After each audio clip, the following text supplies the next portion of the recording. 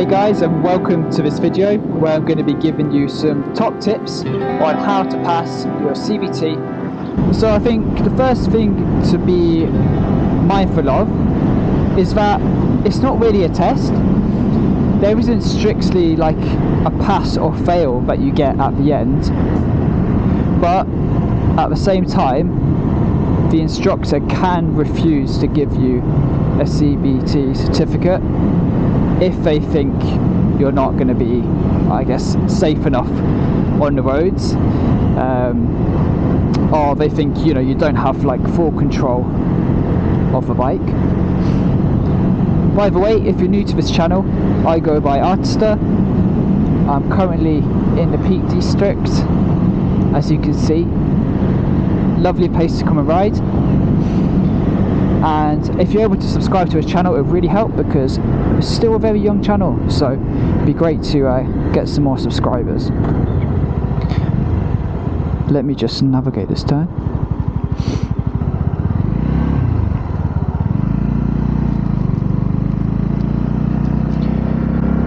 So yeah, that's one of the first things to remember, is that it's not strictly a test, and I think in some ways that takes the pressure off. But there's always going to be some pressure there because you're going to be spending, you know, £100 or something on the course, so you don't really want to be wasting that money.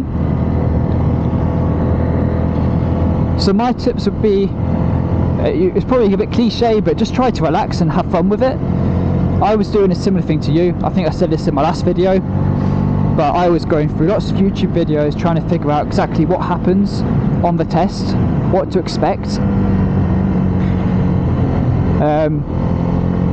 But really, you know, you're going to meet a proper qualified instructor who loves riding bikes, and they're going to be, if you have a good instructor, they're going to be almost as enthusiastic as you are and excited to see you getting out on the bike for the first time.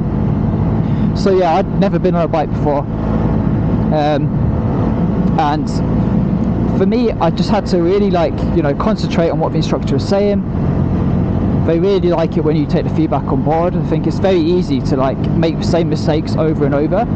So sometimes you just need to sit back for a second and think, right, how, you know, let's pause. Let's not keep doing the same thing over and over wrong. Let's pause and see how can we actually make sure that we're doing this better. So tip 1 is, you know, remember that's not a test. Tip 2, try to relax as much as you can.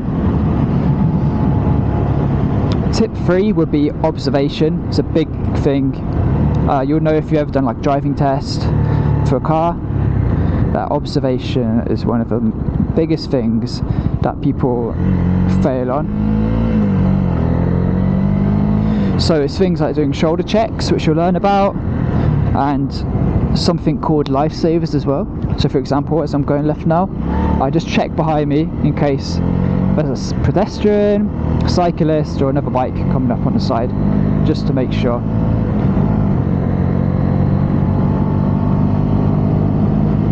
So you want to try your best to do that.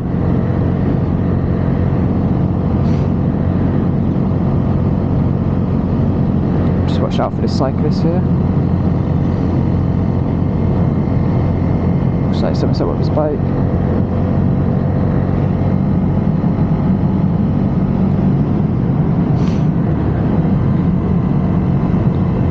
But yeah, you can expect that to be there for a good few hours. So another tip would be like have a decent breakfast so you're not hungry, because anything like being hungry firstly can really distract from your riding. You also don't want to be too cold either, so you want to try and wrap up best you can.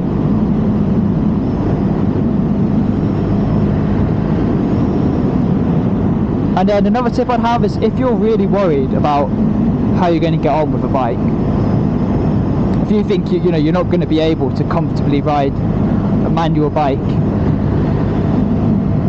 after 5 hours or so, then I'd say just like go for the automatic. So most schools will let you do CBT on an automatic bike. The only difference is that on your certificate they will tick that you did it on automatic, but you can still drive a manual bike on that CBT. And so if you want like a bit more time to yourself to actually learn gears without the pressure and the time constraints of a 5-hour course, then I'd say do that, you know. And if you do that, you get your CBT on automatic, and you're still having trouble, or you feel like you can't teach yourself how to do gears, then you can always go and do a conversion course. Well, we're going down a proper country lane now. Take it easy.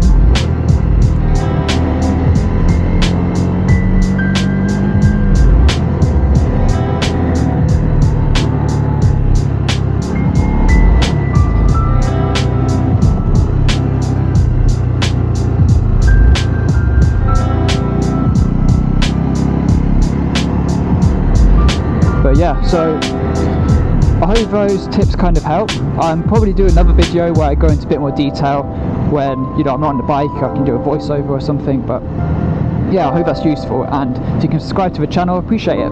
Okay, see you in the next one.